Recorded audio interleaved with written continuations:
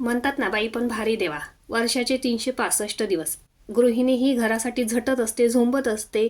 अगदी ती working woman असो किंवा हाऊसवाईफ असो. वर्किंग वुमन असेल तर तिला तिच्या कामाची एक दिवस सुट्टी असते, पण घरातल्या कामाची मात्र तिला सुट्टी नसते. 365 दिवस बाई ही घरात कामासाठी राबत असते. ना ती कोणाला सुट्टी मागू शकत, ना ती रजेवर जाऊ शकत. घरातल्या सगळ्यांची फरमाईश ती आनंदाने अगदी पूर्ण करत असते. तशीच आजची आमची घरातली फरमाईश आहे गाजराचा हलवा. गाजरं इथे मी स्वच्छ धुवून घेतलेले आहेत आणि बारीक अशी कट करून घेतलेले आहेत. कुकरला 3 शिट्ट्या लावून गाजरं शिजवून घेतलेले, छान असे मॅशरने मॅश केलेले. आता कढईमध्ये घातलेले 3 चमचे तूप, त्यात ही गाजरं टाकून छान परतून घेते.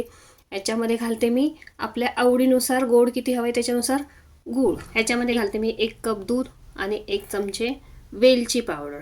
तर चला, तयार झालेला आपला हा गाजराचा हलवा. कसा वाटला गाजराचा हलवा कमेंट करून नक्की सांगा आणि आवडला असेल तर चॅनलला सबस्क्राईब नक्की करा.